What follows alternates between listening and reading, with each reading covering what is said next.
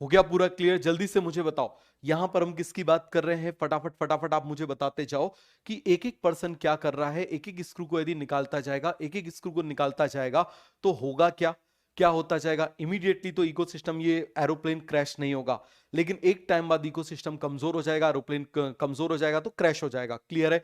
अब यहां पर मुझे बताओ यदि हम ये क्या करें, इस रिवेट्स को कहां से निकाल लें? विंग से निकाल लें। देखो रिवेट्स स्पीसीज है, rivets from wing, keystone species. Keystone species क्या होती है? ऐसी स्पीसीज, बताओ जरा, ऐसी स्पीसीज हम बात कर रहे हैं जिनका नंबर कम होता है लेकिन उनका फंक्शनल रोल ज्यादा होता है, उसको हम कीस्टोन स्पीसीज बोल देते हैं। बन जाएगा, but more functional role. Clear है? आगे आ जाओ। स्पीसीज एरिया रिलेशनशिप सब कुछ मैंने आपको बता दिया। आगे आ जाओ। रेक्टेंगुलर हाइपरबोला सब कुछ बता दिया।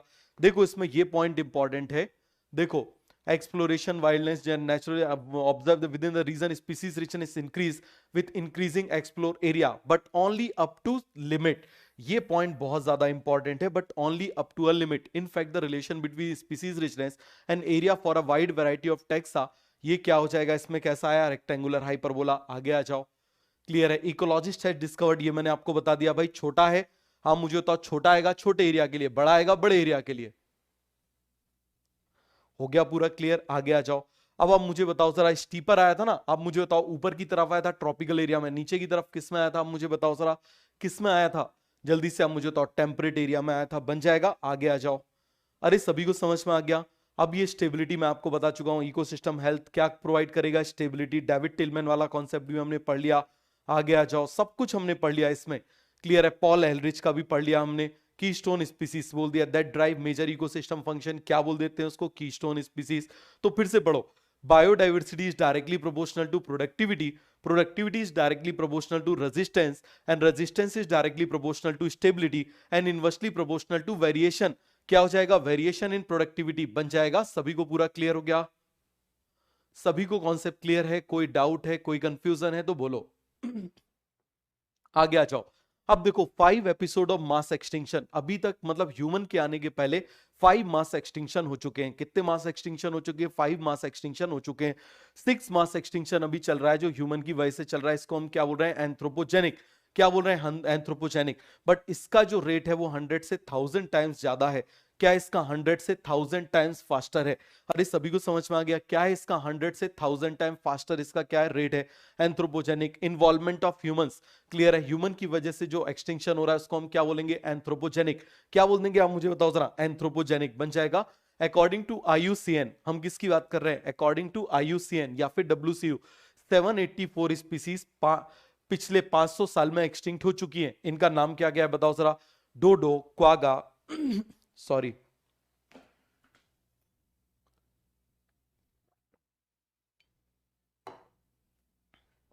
डोडो, quagga, thylacine, Steller sea cow, passenger pigeon, और आप मुझे बताओ जरा थी थ्री सब स्पीसीज, ये सब स्पीसीज हैं। और बाली जावन कैस्पियन, याद रखना, they are not the species, they are the subspecies of Bali Javan Caspian. पूरा क्लियर हो गया? हाँ बेटा राज, नोट्स तो इसमें अपलोड कराएंगे ही, क्यों परेशान हो रहे हो? नोट्स तो होंगे ही, बिना नोट्स के कैसे आपको आएगा? क्लियर है? आगे आ जाओ। अब इसी के ऊपर एक क्वेश्चन हमने डाला था, कॉजेज ऑफ बायोडाइवर्सिटी लॉसेस, क्या हो जाएगा? कहो। कॉजेज ऑफ बायोडाइवर्सिटी लॉसेस क्या हो जाएगा? कहो। Coextinction, alien species invasion, habitat loss fragmentation, overexploitation. Coextinction, alien species invasion, habitat loss fragmentation, overexploitation. इसमें सबसे ज्यादा इविल क्वाड्रेट कौन है? Habitat loss and fragmentation. आगे आ जाओ। लॉस ऑफ बायोडाइवर्सिटी, ये सब कुछ मैंने आपको पढ़ा दिया। आगे आ जाओ। सब कुछ पढ़ा दिया। क्लियर हो गया? इविल क्वाड्रेट सबसे इंपॉर्टेंट कॉज कौन सा है आप मुझे बताओ जरा? सबसे इंपॉर्टेंट कॉज कौन सा है आप मुझे बताओ जरा? Habitat loss and fragmentation. कौन सा कॉज है? Habitat loss and fragmentation. पूरा क्लियर हुआ? अरे सभी को समझ में आ गया? तो चलो एक काम करते हैं, इसके बाद का हम लोग नेक्स्ट क्लास में पढ़ेंगे, क्योंकि एक्चुअली अब बोला ही नहीं जा रहा है, आवाज नहीं निकल रही है। क्लियर है? तो इसके बाद का हम नेक्स्ट क्लास में पढ़ेंगे। ठीक है? तो एक काम करना, ये जो नोट्स हैं मैं बायोडाइवर्सिटी के आपको अपलोड करा दूंगा, ये वन शॉट में भी अपलोड है। समझ में आ गया? ये मैं आपको अपलोड करा दूंगा। और बाकी जो है आप लोग घर जाके इसको थोड़ा सा पढ़ लेना, एक बार रीड कर लेना। ठीक है? तो चलो ठीक है, मिलते हैं नेक्स्ट क्लास में। Okay, bye bye. ठीक है।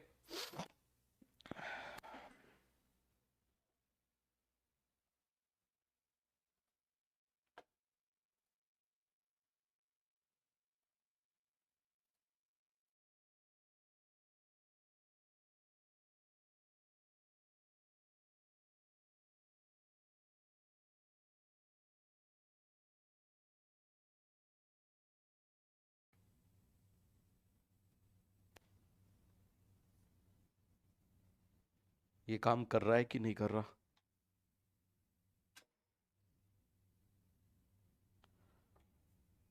शायद नहीं कर रहा, चलो कोई बात नहीं, हाथ से इसको कर लेते हैं। तो मुझे बताओ जरा, हमने क्या बोला था? बायोडाइवर्सिटी। बायोडाइवर्सिटी जो है वो तीन टाइप की हो सकती है। एक होती है जेनेटिक बायोडाइवर्सिटी, एक होती है स्पीसीज बायोडाइवर्सिटी, और एक होती है इकोलॉजिकल बायोडाइवर्सिटी। समझ में आ गया? अब जेनेटिक बायोडाइवर्सिटी का मतलब क्या होता है?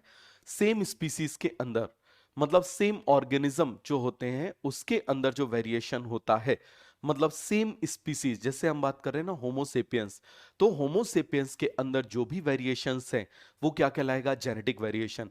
जैसे चावल है, आप दुनिया में कहीं का भी आप चावल खाओगे, वो सभी आप मुझे बताओ एक स्पीसीज है, लेकिन आप मुझे बताओ उनका टेस्ट, उनका साइज, उनका फ्रेग्रेंस, उनका वाटर होल्डिंग कैपेसिटी, सब कुछ अलग अलग होता है कि नहीं होता?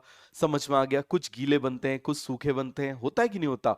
कुछ लंबे होते हैं, कुछ आप मुझे बताओ मोटे से होते हैं। इसी तरीके से मैंगो, मैंगो आप मुझे बताना, पूरी दुनिया में कहीं पर भी आम खाओगे वो सभी एक ही स्पीसीज है, लेकिन आप मुझे बताओ उसका टेस्ट अलग है, किसी का साइज अलग है, किसी का फ्रेग्रेंस अलग है, कलर अलग है कि नहीं है? तो आप मुझे बताओ ये क्या कहलाएगी? This is called as genetic biodiversity. दूसरी तरफ आप मुझे बताइए, हम किसकी बात कर रहे हैं? Species biodiversity.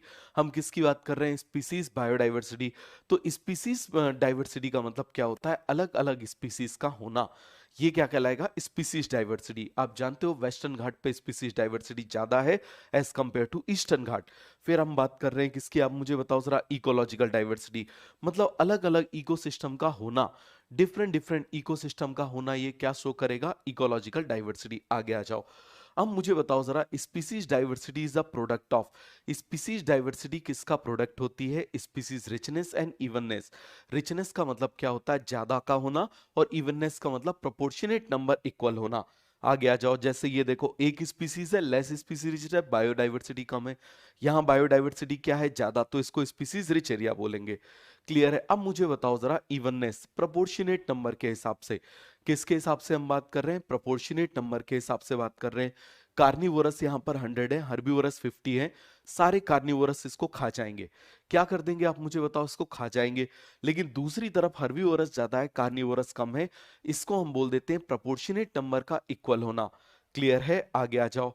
फिर species diversity is a product of species richness and species evenness. आगे आ जाओ, इकोलॉजिकल डाइवर्सिटी का मतलब आपको मालूम है, वेरियस इकोसिस्टम का प्रेजेंट होना, उसको हम क्या बोल देंगे? Ecological diversity. अरे बन जाएगा, ये देखो जरा, जैसे आपको मालूम है कहीं पर ग्रासलैंड है, कहीं पर अल्पाइन मिडो है, समझ में आ गया? ये पहाड़ी इलाका, कहीं पर एस्चुरीज है जहां पर रिवर आके मिल जाती है, समझ में आ गया? या फिर आप मुझे बताओ कहीं पर रेन फॉरेस्ट है, तो इसको हम क्या बोलेंगे? बताओ जरा जल्दी से। This is called as ecological diversity. Clear है? अब मुझे बताओ, टेम्परेट एरिया में स्पीसीज जो इन्वेंटरीज है वो कंप्लीट है, क्योंकि वहां स्पीसीज का नंबर कम है। लेकिन आप मुझे बताओ, ट्रॉपिकल एरिया में क्या है? स्पीसीज का नंबर कम है, इनकम्प्लीट है। क्यों? क्योंकि यहां पर बायोडाइवर्सिटी क्या है? ज्यादा। समझ में आ गया? अब आ जाओ, टोटल स्पीसीज में यदि हम बात करें तो 70% क्या है? एनिमल है, बाकी प्लांट्स है। समझ में आ गया? 22% क्या है? प्लांट्स है, बाकी रिमेन प्रोकैरियोट्स है। क्लियर हो गया? अब मुझे बताओ, इस 70% का भी 70% कौन है? आप मुझे बताओ, इंसेक्ट हैं। अब मुझे बताना, animals are more diverse. Animals क्या होते हैं? मोर डाइवर्स होते हैं। उसका मेजर रीजन क्या होता है? दे आर मोटाइल, उनमें नर्वस सिस्टम है, मोटाइल है, तो कहीं पर भी अनफेवरेबल कंडीशन आएगी तो उसको छोड़ के वो फेवरेबल कंडीशन पर चले जाएंगे। समझ में आ गया? उसके बाद मुझे बताओ जरा, तो इस वजह से वो लेस सीजनल और मोर मोर प्रिडिक्टेबल और कांस्टेंट एनवायरनमेंट में रहना पसंद करते हैं। आगे आ जाओ, अब मुझे बताओ जरा, इंसेक्ट ज्यादा डाइवर्स हैं, क्योंकि इनमें थिक थिक और स्ट्रॉन्ग एक्सोस्केलेटन है जो काइटिन का बना हुआ है, जो उसको डिहाइड्रेशन से बचाता है। समझ में आ गया? और फंजाई सबसे ज्यादा डाइवर्स हैं, क्योंकि इनमें भी काइटिन है, और इनमें काइटिन की सेल वॉल है। बन जाएगा? चलो, सभी को समझ में आ रहा है? इतना धीरे धीरे बोलूंगा चलेगा? बता दो एक बार जरा जल्दी से। क्लियर है? क्योंकि एक्चुअली 2 दिन बहुत तेज फीवर था। ठीक है, तो आगे आ जाओ।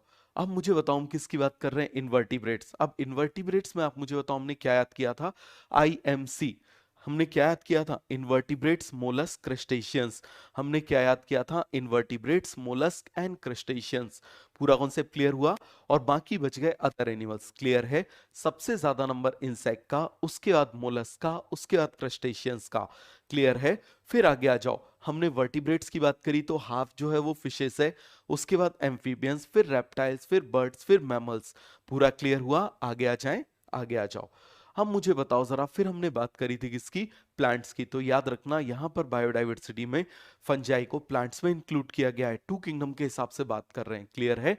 तो आप मुझे बताओ जरा, फंजाई सबसे ज्यादा है, उसके बाद सेकंड नंबर पे एंजियोस्पर्म है। फंजाई में एल्गी को जोड़ दिया तो लाइकन्स बन गया, फंजाई में एल्गी को जोड़ गया तो लाइकन्स बन गया, एल्गी के बाद ब्रायोफाइट, ब्रायोफाइट के बाद टेरिडोफाइट बन जाएगा। आगे आ जाए, आगे आ जाओ। अब देखो इंडिया, इंडिया जो है वो 8th मेगा बायोडाइवर्सिटी कंट्री है। टोटल 12 मेगा बायोडाइवर्सिटी कंट्री है, जिसमें इंडिया का नंबर 8 है। और मजे की बात है, इंडिया टोटल लैंड एरिया का 2.4% कवर करता है। कितना कवर करता है? 2.4% लैंड एरिया कवर करता है। लेकिन इसकी जो बायोडाइवर्सिटी है वो 8.1% है। वो कितनी है आप मुझे बताओ जरा? 8.1% बायोडाइवर्सिटी बन जाएगा। रॉबर्ट में, आप याद करो, मे 7 मिलियन, हम किसकी बात कर रहे हैं? 7 मिलियन। रॉबर्ट मे के अकॉर्डिंग टोटल स्पीसीज डाइवर्सिटी अभी कितनी है? 7 मिलियन। क्लियर हो गया? लेकिन कुछ एक्सट्रीम एस्टिमेट मानते हैं कि 15 से 20 मिलियन भी हो सकती है। लेकिन रॉबर्ट मे का यह मानना है कि जितनी स्पीसीज हैं उसका केवल और केवल, उसका केवल और केवल 22% बर्ड डिस्कवर होता है। तो इंडिया में यदि 45,000 प्लांट है, 90,000 एनिमल है, तो ये 22% है। 100% आप निकाल सकते हो, बन जाएगा। बताओ सभी को ये कॉन्सेप्ट क्लियर हुआ? किसी को इसमें कोई डाउट है, कंफ्यूजन है तो बोलो। अब आगे आ जाओ, हम किसकी बात, एक मिनट रुकना।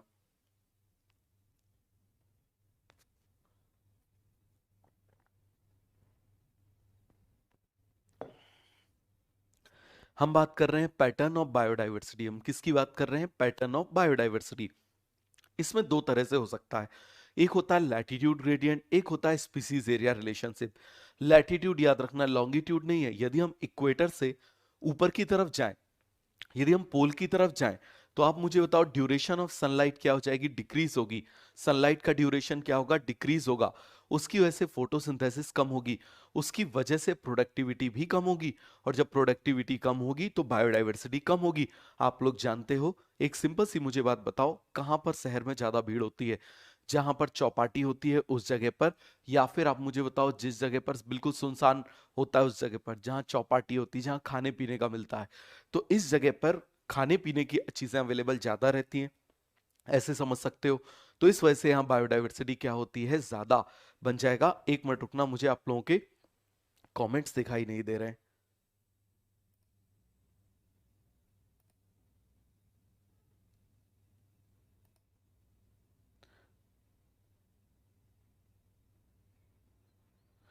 हो जाएगा। एक बच्चा बोल रहा है आपने इनवर्टिब्रेट्स लिखा है, इंसेक्ट आएगा कहां पर बेटा?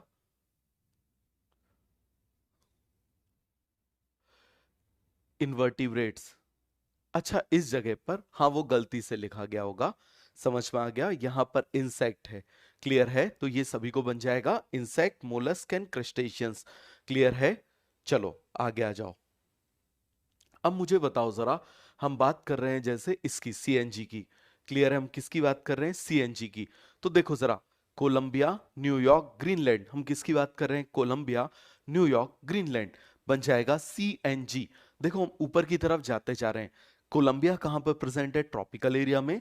आप मुझे बताओ न्यूयॉर्क कहां पर प्रेजेंट है? टेम्परेट एरिया में। और ग्रीनलैंड कहां पर प्रेजेंट है? पोलर एरिया में प्रेजेंट है। बन जाएगा। तो आप मुझे बताइए जरा, 1400 बर्ड स्पीसीज हैं, 105 बर्ड स्पीसीज हैं, और 56 यहां पर बर्ड स्पीसीज हैं। बन जाएगा कोलंबिया, न्यूयॉर्क, ग्रीनलैंड बन जाएगा। इन इंडिया आप मुझे बताइए अप्रोक्सीमेटली 1200 बर्ड स्पीसीज प्रेजेंट है। इसका रीजन क्या हो जाएगा? क्योंकि इंडिया में मैक्सिमम, आप मुझे बताओ इंडिया का मैक्सिमम एरिया कहां पर प्रेजेंट है? ट्रॉपिकल एरिया में प्रेजेंट है। तो इसके ऊपर मैंने बहुत बढ़िया क्वेश्चन वो दिया था, जो यूट्यूब पे कराया था, तो उसके क्वेश्चन जरूर कर लेना। आज इसको पढ़ने के बाद में उसके क्वेश्चंस कर लेना। क्लियर है? आगे आ जाओ। अब मुझे बताओ इक्वाडोर। देखो इक्वाडोर एक ऐसी कंट्री है जो ट्रॉपिकल एरिया में है, और यूएसए कहां पर प्रेजेंट है? टेम्परेट एरिया में प्रेजेंट है। तो आप मुझे एक सिंपल सी बात बताना, जितना एरिया इक्वाडोर का ले रहे हैं उतना ही एरिया यदि हम किसका ले लें? यूएसए का ले लें, तो इसके कंपेयर में यहां पर 10 टाइम्स ज्यादा वर्ड क्या है? आप मुझे तो वेस्कुलर प्लांट्स प्रेजेंट है। समझ में आ गया? हो गया पूरा क्लियर? सभी को समझ में आ गया? बेटा एनसीईआरटी भी साथ में हम करते जा रहे हैं, आपको अलग से एनसीईआरटी पढ़ने की जरूरत नहीं पड़ेगी। क्लियर है? एनसीईआरटी में कराते जा रहा हूं हर चैप्टर की। क्लियर है? उससे बाहर कोई क्वेश्चन नहीं आएगा। आगे आ जाओ। अब आ जाओ बायोडाइवर्सिटी इन ट्रॉपिकल एरियाज। तो ट्रॉपिकल एरियाज में हम बात कर रहे हैं, वो भी ट्रॉपिकल रेन फॉरेस्ट, अमेजोन के रेन फॉरेस्ट। क्या हो जाएगा? आईपीएल बार नहीं, आईपीएफ बार। इनवर्टिब्रेट्स, इनवर्टिब्रेट्स के बाद प्लांट्स, प्लांट्स के बाद फंजाई, उसके बाद बर्ड्स, उसके बाद एम्फीबियंस, फिर रेप्टाइल्स। और जितना नंबर एम्फीबियंस का है उतना ही नंबर आप मुझे बताइए किसका है? उतना ही नंबर मैमल्स का है। एक बार लिखो जरा। हो गया पूरा क्लियर? हाँ बेटा अनूप, बिल्कुल भी आपको अलग से एनसीईआरटी पढ़ने की जरूरत नहीं पड़ेगी, हम लोग साथ में कवर करते हुए चल रहे हैं। मेरी आवाज आपको क्लियरली समझ में आ रही है? हो गया पूरा क्लियर? बताओ जल्दी से। मेरी वॉइस आपको क्लियरली समझ में आ रही है?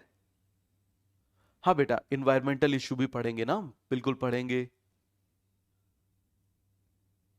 कृषि का, ठीक है, बिल्कुल पढ़ेंगे बेटा। याद हो गया? आईपीएफ बार याद हो गया? आगे आ जाओ। Reason for high biodiversity in tropics. आप मुझे बताओ, बायोडाइवर्सिटी ज्यादा है ट्रॉपिक्स में, उसका मेजर रीजन क्या होता है? देखो ट्रॉपिकल जो एरिया है वो आप इस तरीके से समझना, अनडिस्टर्ब्ड एरिया है। मतलब उसको डिस्टर्ब किसी ने नहीं किया है, मतलब किसी भी नेचर इन्वाय कोई भी ऐसी कैलेमिटीज ज्यादा यहाँ पर नहीं आई हैं। तो आप मुझे बताओ जरा, यहाँ पर ये एरिया अनडिस्टर्ब्ड है, और इस वजह से आप मुझे बताना जरा, स्पेशिएशन का मतलब होता है स्पीसीज का फॉर्मेशन होना, नई स्पीसीज का बनना, वो तभी होता है जब एरिया अनडिस्टर्ब्ड हो। बन जाएगा। दूसरा आप मुझे बताओ, ये लेस सीजनल है, मोर कांस्टेंट एंड प्रिडिक्टेबल एनवायरनमेंट है। बन जाएगा। और तीसरा यहां पर सोलर एनर्जी क्या है? ज्यादा है। और जब यहां पर सोलर एनर्जी ज्यादा होगी तो आप मुझे बताओ प्रोडक्टिविटी भी क्या होगी? ज्यादा। बन जाएगा। आगे बढ़े, चलो धीरे धीरे करेंगे। समझ में आ गया? अब हम बात कर रहे हैं species area relationship. Species area relationship का मतलब क्या हो जाता है? A for Alexander. A for क्या हो जाएगा? Alexander. Species area relationship, Alexander von Humboldt. हम किसकी बात कर रहे हैं? Alexander von Humboldt. बन जाएगा। एरिया को बढ़ाएंगे तो स्पीसीज का नंबर क्या होगा? बढ़ेगा। एरिया को बढ़ाएंगे तो स्पीसीज का नंबर क्या होगा? बढ़ेगा। अरे सभी को समझ में आ गया? Species richness is directly proportional to area explore. जितना ज्यादा हम एरिया एक्सप्लोर करते जाएंगे उतना ज्यादा स्पीसीज की रिचनेस बढ़ती जाएगी। सभी को कॉन्सेप्ट क्लियर हो गया? उतनी ज्यादा क्या होती जाएगी? बढ़ती जाएगी। लेकिन अप टू सर्टेन लिमिट, ये पॉइंट बहुत इंपॉर्टेंट है, याद रखना। Up to certain limit. जैसे हम ट्रॉपिकल एरिया की बात कर रहे हैं, यहां पर देखो हम एरिया बढ़ाते जा रहे हैं, 148 पहुंच गया। लेकिन हम टेम्परेट एरिया की बात कर रहे हैं, 123 पहुंच गया। देखो नंबर तो बढ़ रहा है, लेकिन यहां पर मतलब डायरेक्टली प्रोपोर्शनल टू है, लेकिन बिल्कुल एग्जैक्टली वैसा नहीं है। मतलब ऐसा नहीं है कि भाई सभी जगह एक ही प्रोपोर्शनेट में बढ़े। क्लियर है? तो इसीलिए हम लगा देते हैं जेड। जेड को बोल देते हैं रिग्रेशन कॉफिशिएंट। क्या बोल देते हैं बेटा? रिग्रेशन कॉफिशिएंट बोल देते हैं। रिग्रेशन कॉफिशिएंट का मतलब क्या होता है? कि बढ़ तो रहा है लेकिन हर जगह पर कॉन्स्टेंटली नहीं बढ़ रहा है, कांस्टेंट रेट से नहीं बढ़ रहा है। बात समझ में आ गया? तो ये पूरा क्लियर हो गया। याद रखना, जेड छोटे एरिया के लिए छोटा, बड़े एरिया के लिए बड़ा। हो गया पूरा क्लियर? आगे आ जाओ। जेड छोटे एरिया के लिए छोटा और जेड बड़े एरिया के लिए बड़ा। फिर से मुझे बताओ, जेड छोटे एरिया के लिए छोटा और बड़े एरिया के लिए बड़ा। बन जाएगा। फिर से आप मुझे बताओ जरा, सी ए जेड। पूरा क्लियर हो गया? तो आप मुझे बताना जरा क्या हो जाएगा? S is equal to C A Z. अब मुझे बताओ इसका लॉग ले लें, log S is equal to log C plus Z log A। क्या हो जाएगा? Plus Z log A। बन जाएगा स्पीसीज एरिया। और इसमें ग्राफ कैसा आता है? Rectangular hyperbola. एक बार बेटा सभी लोग इसको बनाओ, जल्दी से मुझे बताओ, बनाओ इसको एक बार जरा।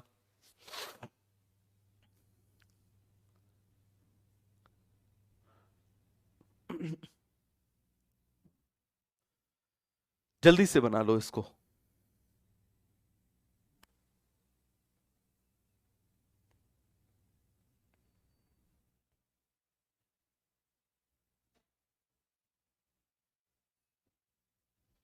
आगे आ जाएं, आगे आ जाओ।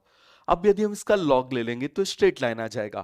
क्लियर है? और आपको मालूम है, यदि थोड़ा सा एरिया बढ़ाने पर स्पीसीज बहुत ज्यादा बढ़ रही है तो ऐसा ट्रॉपिकल एरिया में होगा। कहां पर होगा? ट्रॉपिकल एरिया में होगा। बहुत एरिया बढ़ाने पर कम बढ़ रही है तो ऐसा टेम्परेट एरिया में होगा।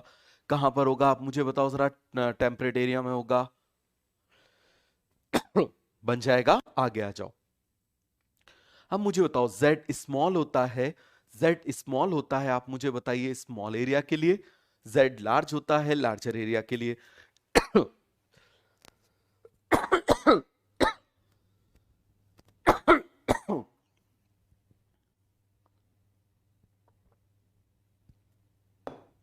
बन जाएगा। अरे सभी को समझ में आ गया। अब मुझे तो स्मॉल होगा स्मॉल एरिया के लिए, ऐसे 0.1 to 2, कोई भी यदि मान लो हम बात कर रहे हैं, कोई भी कंट्री आ जाए तो कंट्री के लिए z कैसा होगा, स्मॉल। लेकिन पूरे कॉन्टिनेंट की बात करें तो z क्या हो जाएगा, बड़ा हो जाएगा। आगे आ जाए, आगे आ जाओ। अब इंपॉर्टेंस ऑफ बायोडाइवर्सिटी, तो देखो बायोडाइवर्सिटी का क्या इंपॉर्टेंस होगा, बायोडाइवर्सिटी प्रोवाइड स्टेबिलिटी। हम किसकी बात कर रहे हैं, बायोडाइवर्सिटी प्रोवाइड स्टेबिलिटी। बायोडाइवर्सिटी क्या प्रोवाइड करेगी, स्टेबिलिटी प्रोवाइड करेगी। क्लियर है। दूसरी तरफ बायोडाइवर्सिटी उसकी हेल्थ को भी मेंटेन करेगी। किसको मेंटेन करेगी, इकोसिस्टम की हेल्थ को। कैसे, हम देख लेते हैं। देखो इंपॉर्टेंस ऑफ बायोडाइवर्सिटी अब समझना। जैसे एक साइंटिस्ट थे डेविड टिलमैन, हम किसकी बात कर रहे हैं, डेविड टिलमैन। पूरा क्लियर हुआ। अब देखिए जरा डेविड टिलमैन, अब डेविड टिलमैन नाम ही बता रहा है D for David, D for diversity, D for David, D for diversity. तो आप देखना जरा, diversity is directly proportional to resistance. जितनी ज्यादा डाइवर्सिटी होगी रेजिस्टेंस उतना ज्यादा होगा। कैसे, आप समझो। आप मुझे बताओ जरा, यदि मान लो कोई भी चीज है, मान लो जैसे कोई मान लो चंगेज खान है। अब चंगेज खान आपने नाम सुना होगा कि भाई ये मान लो अलेक्जेंडर है। तो अलेक्जेंडर मान लो एक छोटे से कंट्री के ऊपर अटैक कर दे जहां पर सेना बहुत छोटी सी है। मुझे बताओ वो एरिया सरवाइव कर पाएगा अच्छे से, या ऐसी जगह पे कर दे जहां की पॉपुलेशन बहुत ज्यादा है, वहां के लोग बड़े लड़ाके हैं, रजिस्ट करने वाले हैं। बताओ जरा, इस टाइप के जगह पर आप मुझे बताओ ज्यादा रेजिस्टेंस होगा, सर्वाइवल कहां पर ज्यादा होगा, जहां पॉपुलेशन ज्यादा है या जहां पॉपुलेशन कम है। केवल इतना मुझे बताओ, कहां पर होगा, जहां पर पॉपुलेशन क्या होगी, ज्यादा। क्लियर हो गया। तो ये देखो जरा, यहां पर आप मुझे बताओ पॉपुलेशन कम है, स्पीसीज कम है, तो यहां का रेजिस्टेंस क्या होगा, कम होगा। यहां का स्टेबिलिटी कम हो जाएगी। दूसरी तरफ यहां का आप मुझे बताओ क्या होगा, रेजिस्टेंस भी ज्यादा होगा, स्टेबिलिटी ज्यादा होगी, और वेरिएशन क्या आएगा, कम। ईयर टू ईयर वेरिएशन क्या आएगा, कम। सभी को समझ में आ गया। भाई आप ऐसे समझो, यहां पर दो स्पीसीज हैं, मान लो एक स्पीसीज खत्म हो गई तो 50% वेरिएशन आ गया। लेकिन यहां पर 100 स्पीसीज हैं, एक खत्म हो गई तो आप मुझे बताओ जरा 1% वेरिएशन आया। जैसे आप देखो न्यूजीलैंड, अभी कोविड आया था तो न्यूजीलैंड की पॉपुलेशन में कितना ज्यादा डिक्लाइन आ गया। क्लियर है। लेकिन आप देखो इंडिया में कोई फर्क पड़ा, फिर से बराबर हो गया। इवन हमने चाइना को पीछे छोड़ दिया। क्या कर दिया हमने, चाइना को पीछे छोड़ दिया। तो ये पूरा क्लियर हो गया। आगे बढ़ जाएं। आगे आ जाओ। So biodiversity is directly proportional to, बताओ जरा, resistant, directly proportional to stability, और इनवर्सली प्रोपोर्शनल टू वेरिएशन। फिर से आप मुझे बताओ, biodiversity is directly proportional to resistance. इसको एक बार लिखो, एक बार क्या, इसको 5 बार लिखो।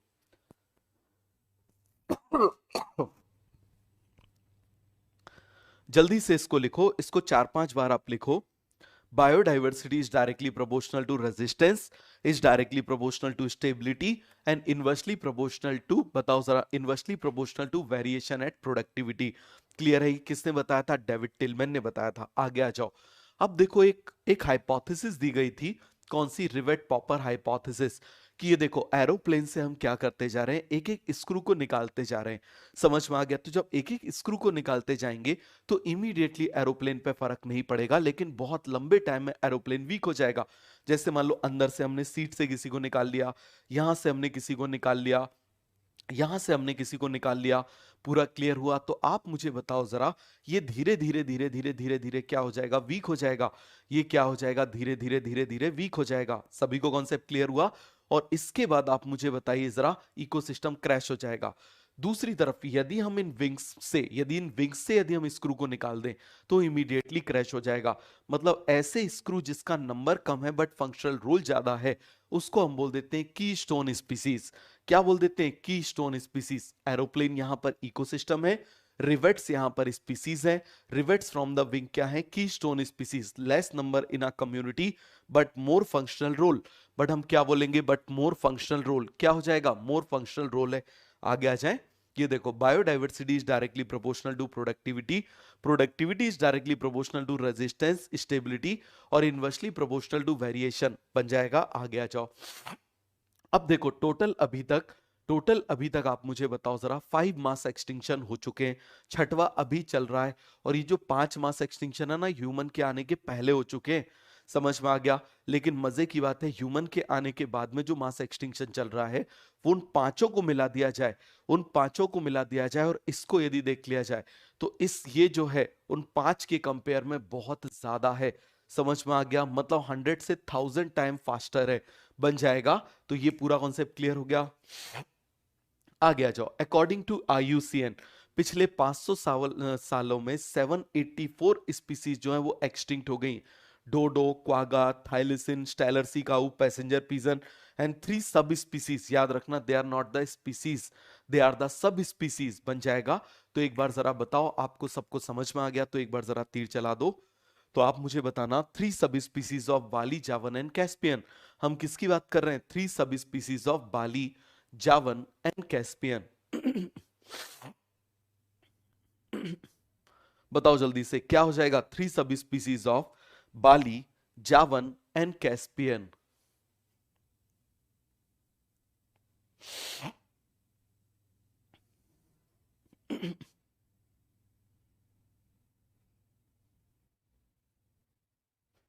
बन जाएगा। आगे आ जाओ। अब मुझे बताओ जरा, कॉजेज ऑफ बायोडाइवर्सिटी लॉसेस, इसके लिए हम कौन सा वर्ड यूज करते हैं? कहो, CAHO। हम क्या बोलते हैं? आप मुझे बताओ जरा। CAHO, को extinction, alien species invasion, habitat loss and fragmentation, और O से ओवर एक्सप्लॉयटेशन। हम क्या बोल देंगे? O से ओवर एक्सप्लॉयटेशन। अरे सभी को बन जाएगा। क्या बोलेंगे जल्दी से आप मुझे बताइए? Over exploitation. पूरा क्लियर हुआ? एक बार इसको लिखो जल्दी से। Bali, Javan, Caspian is not a they are sub species.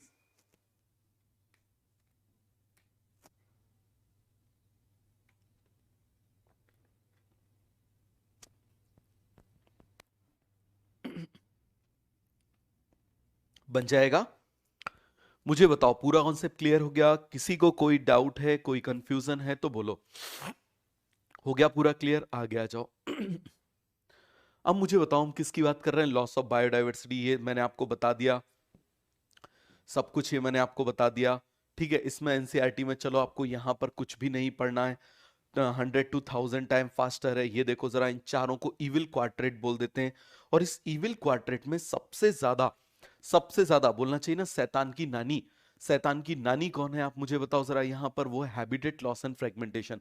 भाई जंगल का खत्म हो जाना, वो जहां पर रह रहे हैं उसका खत्म हो जाना, उसको हम क्या बोलेंगे? हैबिटेट लॉस एंड फ्रेगमेंटेशन, बन जाएगा। अब देखो जरा, हैबिटेट लॉस का मतलब देखो, हैबिटेट का मतलब होता है जहां पर रहते हैं, और फ्रेगमेंटेशन का मतलब क्या हो जाता है? उसके टुकड़े कर देना। जैसे जंगल के बीच में से सड़क निकल गई, तो मुझे बताओ जंगल के बीच में से यदि सड़क निकल गई, क्या हो गई आप मुझे बताओ? जंगल के बीच में से यदि सड़क निकल गई तो उससे जो एरिया है वो क्या हो जाएगा? फ्रेगमेंटेड हो जाएगा। उससे वो एरिया क्या हो जाएगा? फ्रेगमेंटेड हो जाएगा, बन जाएगा। सभी को पूरा क्लियर हुआ? आगे बढ़ जाएं, चलो आगे आ जाओ। अब देखो जरा, यहां पर lungs of the planet, Amazon के रेन फॉरेस्ट को हम क्या बोल देते हैं? Lungs of the planet. अभी पढ़ेंगे बेटा, संभव 2 मिनट रुको, एक एक पॉइंट से आएंगे। को एक्सटिंक्शन का मतलब क्या होता है? 2 मिनट वेट करो। देखो, अमेजोन के जो रेन फॉरेस्ट होते हैं उनको हम लंग्स ऑफ द प्लेनेट बोलते हैं। हमारे लंग्स का काम क्या होता है?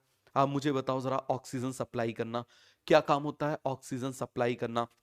अब मुझे बताओ जरा, जब ऑक्सीजन को सप्लाई करना है, क्या करना है? ऑक्सीजन को सप्लाई करना है। और यही काम कौन कर रहा है? अमेजोन के रेन फॉरेस्ट।